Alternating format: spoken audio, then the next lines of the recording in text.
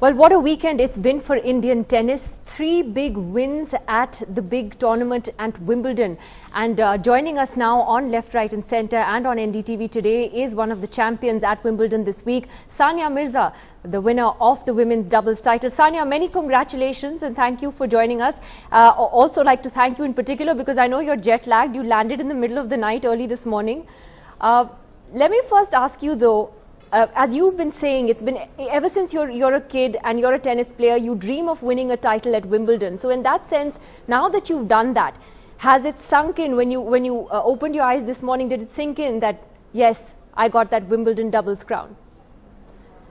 Yeah, I think like on Saturday, we won it on Saturday, and that day everything was a bit of a blur. There was so much going on, and you know, I think so much happened.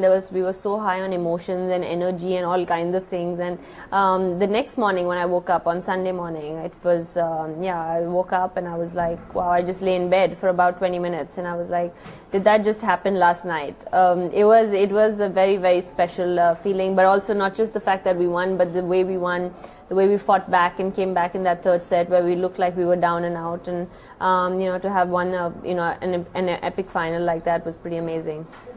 And 12 years ago, when you were 16 years old, you actually won the girls' doubles title at Wimbledon, and it's been quite a remarkable journey for you since then. Certainly a pretty special moment.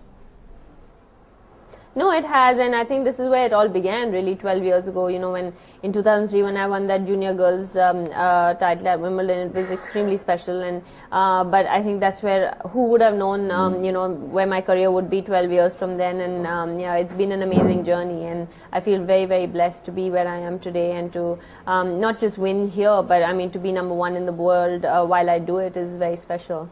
How did you keep your nerve though before the big match? When you stepped onto court, what was going through your mind? How do you keep your nerve at a time like that? No, you don't. I mean, it's very normal to feel extremely nervous.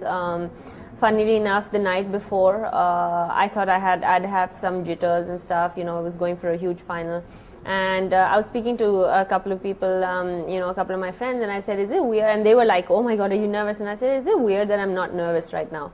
But sure enough, the next day, you know, just before we stepped on, and I spoke to Mahesh actually, and I said to him, I wasn't nervous last night, but I'm kind of nervous now. He said, well, if you weren't nervous, then there would be a problem. So yeah, I think you know, those are all good nerves. You want it so badly. You worked all your lives to be in this position, to put yourself in that position, and yeah, we were very, very happy to have won that tournament.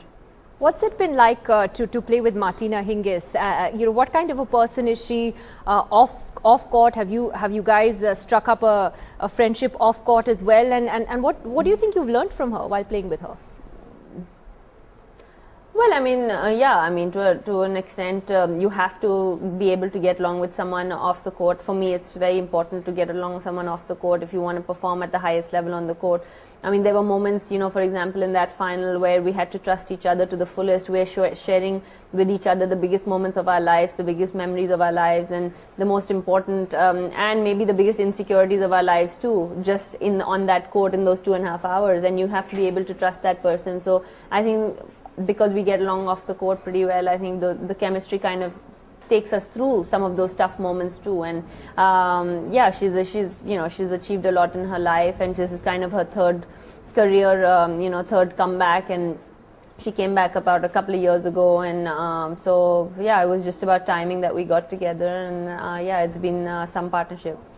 You said also that you hope that this Grand Slam win is something that will inspire lots of girls in India as far as the game of tennis is concerned. In a sense, Sania, do you think that's already happened? Because you've been winning big tournaments, you've been winning Grand Slams for so long. You're a terrific role model and an inspiration for lots of young girls already. Do you think, in a sense, and you don't have to be modest here, that you've already, you know, set that ball rolling for some time now?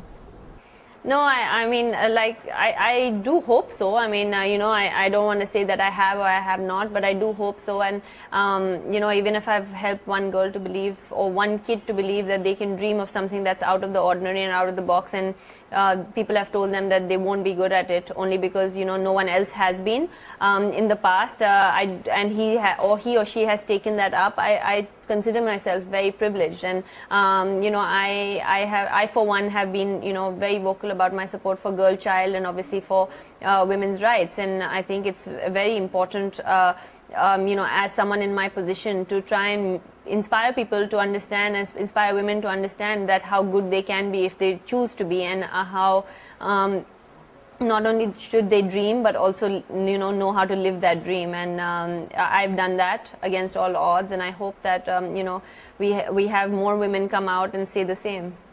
Well, finally, Sania, you know, you've had your fair share of negative headlines and silly controversies, whether it's been about the length of the skirt you wear or your husband and so on. Do you think that, you know, by winning a Grand Slam like this, it's in a sense another befitting reply, and that your tennis really does the talking at the end of the day? It's a big and a very, you know, befitting reply to your critics.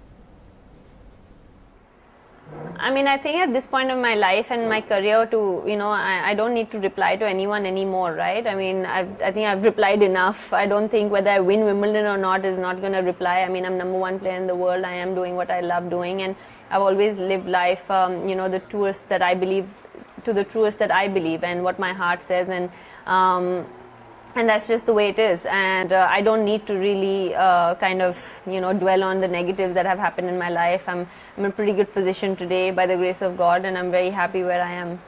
Sania Mirza, always a pleasure to talk to you. Congratulations once again, and thank you for joining us.